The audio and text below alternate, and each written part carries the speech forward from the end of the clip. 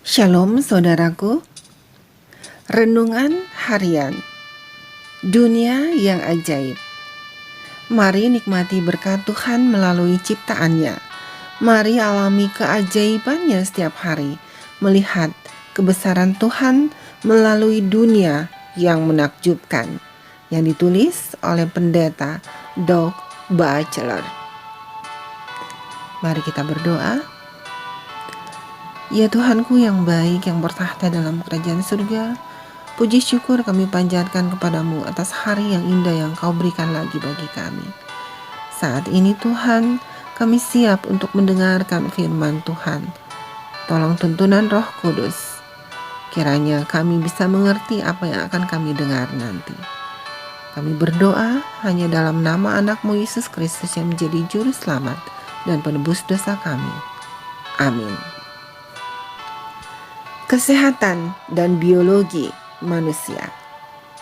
Judul hari ini, orang Kristen yang berjalan sambil tidur. Ayat inti terdapat dalam kitab Roma 13 ayat 11. Demikian firman Tuhan, hal ini harus kamu lakukan karena kamu mengetahui keadaan waktu sekarang, yaitu bahwa saatnya telah tiba bagi kamu untuk bangun dari tidur.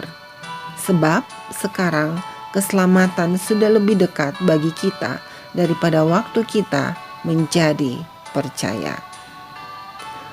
Penjelasannya, sleepwalking atau berjalan sambil tidur juga dikenal sebagai somnambulisme, adalah kondisi mengganggu di mana seorang individu, kebanyakan anak-anak, bangun dari tidur dalam keadaan kesadaran rendah dan melakukan berbagai aktivitas yang biasanya dilakukan saat terjaga.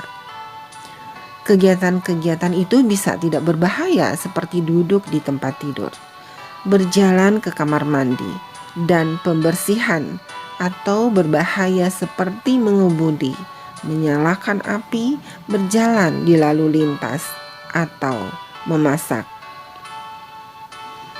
Mata orang tersebut mungkin terbuka, tetapi ekspresinya kan terlihat kosong dan melatih Anda. Episode berjalan dalam tidur ini bisa berlangsung sesedikitnya dalam 30 detik atau bisa selama 30 menit. Pada tahun 2005, seorang ahli komputer berusia 34 tahun dilaporkan tertangkap tidur berjalan oleh istrinya. Dia sedang memotong rumput pada jam 2 pagi, telanjang.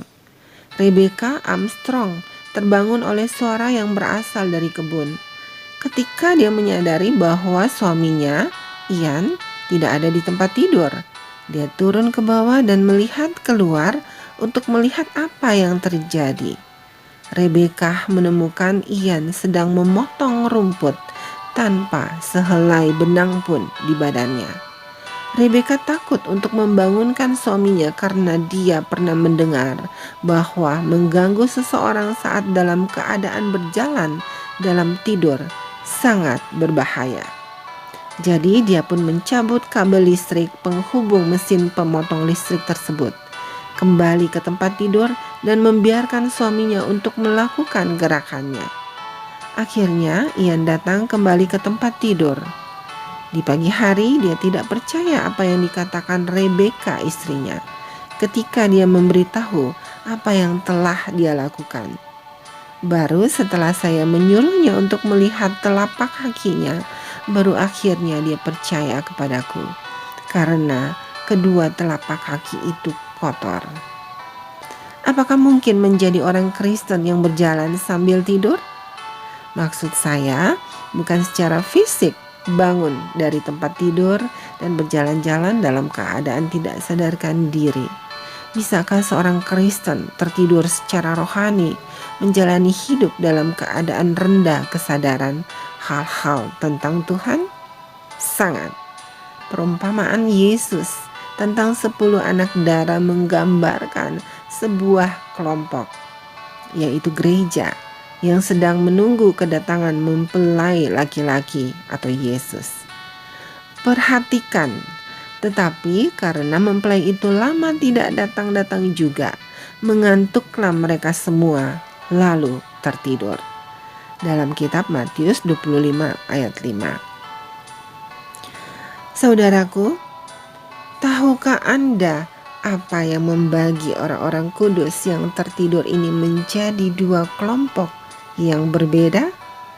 Setengah dari mereka, meski tertidur, masih membuat persiapan untuk kedatangan mempelai laki-laki.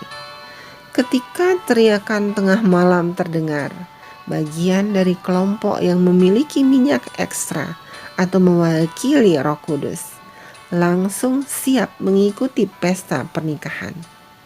Apakah Anda sudah membuat persiapan yang diperlukan untuk kedatangan Yesus yang segera itu? Mari kita berdoa.